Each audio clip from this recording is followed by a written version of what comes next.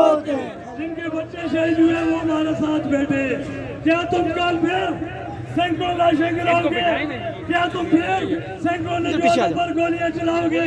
ऐसा हम नहीं होने देंगे।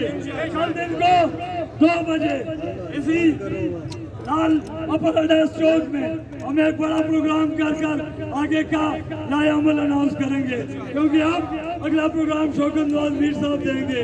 मैं एक मरतबा फिर आपसे गुजारिश करूंगा, आपके जज्बात सर आंखों पर, हमसे ज्यादा ताकतवर लोग, हमसे ज्यादा मामला फेम लोग, हमसे ज्यादा समझ सोच रखने वाले लोग आप लोग, लेकिन हमारी कामयाबी इसमें कि हम फेम और विरासत के साथ आगे बढ़ेंगे। ये वादा लोगों हमारा इन बेन चौधों को चौको चुराव में मारेंगे।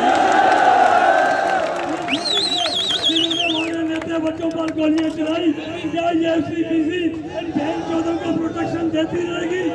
कब तक देगी? लेकिन जरूरत इस बात की है,